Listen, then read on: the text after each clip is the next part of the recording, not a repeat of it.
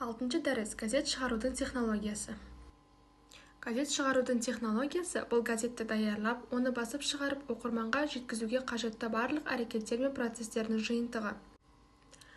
Материал дайындау, ақпарат жинау, мақала жазу, редакциялау және беттеу. Мәтінді өңдеу, газеттің беттерін құрастыру. Басып шығару, баспаханада қағазға басу. Тарату, газетті дүкендерге, киоскілерге, жазушыларға жеткізу. Жоспарлау, газетті қай күнге шығатыны анықталады. Қандай тақырыптар қозғалатыны шешіледі. Журналистерге тапсырма беріледі. Ақпарат жинау, журналистер сұхбат алады, оқиға орнына барады, деректерді жинайды. Фототілшілер суретке түсіреді. Мақала жазу, журналист жинаған материалдарды талдап, мәтінді жазады. Редактор мәтінді қателерден тазалап, мазмұнын түзетеді. Дизайн және беттеу, арнайы компьютерлік бағдарламаларда, мысалы индезик, газет беттері жасалады.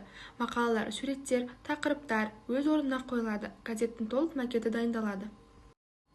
Дайын беттер қайта тексеріледі. Орфографикалық, грамматикалық және техникалық қателер түзетіледі. Газеттің соңғы нұсқасы баспаханаға жіберіледі. Баспаханада үлкен баспа машиналары арқылы қағазға басылады. Газет бүктеледі, қиылады.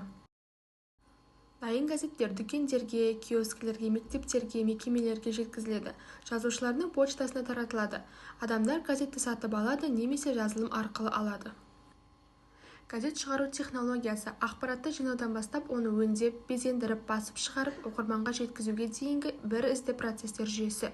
Бұл технология журналистердің, редакторлардың, дизайнерлердің және баспахана қызметкерлерінің бірлескен еңбегі арқылы жүзеге асады.